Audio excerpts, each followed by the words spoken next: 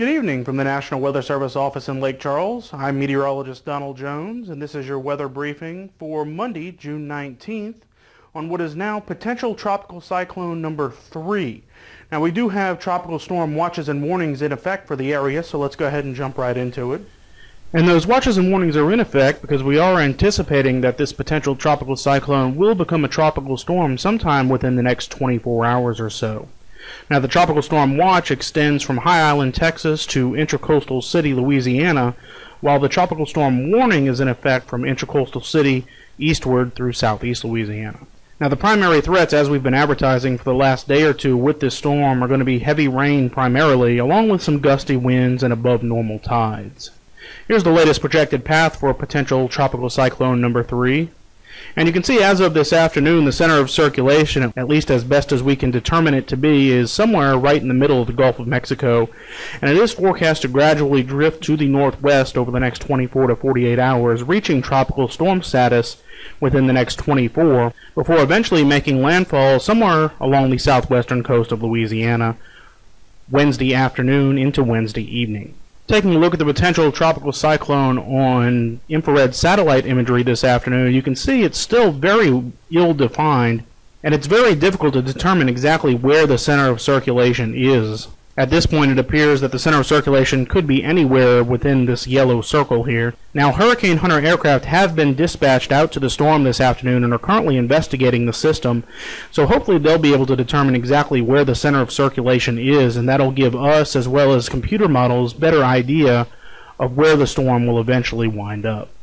Now, the cyclone is being lifted to the north by a weak cold frontal system that's been gradually pushing to the south and is actually moving through our area this afternoon.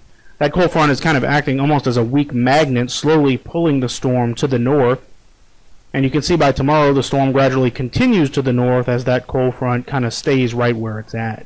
Taking a look at the wind forecast with regards to this potential tropical cyclone, we're not expecting wind to be a really big factor with regards to damage associated with this system.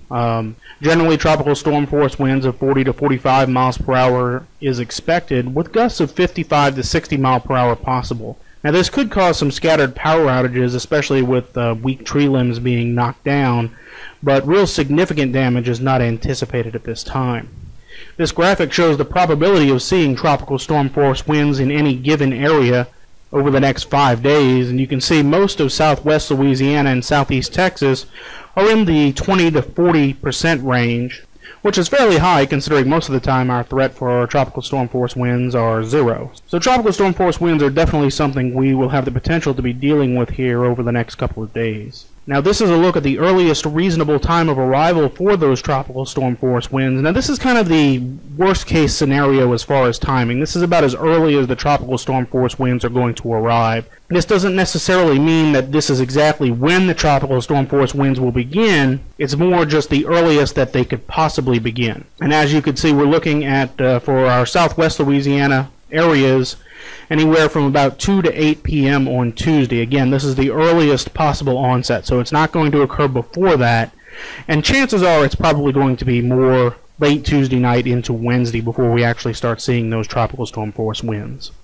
Here's a look at the forecast rainfall totals, and as expected with these weak little tropical systems, the majority of the rainfall is going to be distributed away from the center of circulation and more specifically to the east of the center of circulation. So this is assuming that the center of circulation makes landfall somewhere along the Cameron or Vermilion coastline, and the majority of the heaviest rainfall is going to be east of that. Now, if the storm was to make landfall further west, then that would result in the heavier rainfall totals being pushed further west, perhaps into Lake Charles, where at least right now the majority of the heaviest activity is expected to be over from Baton Rouge eastward into southeast Louisiana, where 2 to 5 inches are expected, and that 10-inch bullseye that's currently offshore could be shifted further west onshore if the projected path of the storm changes.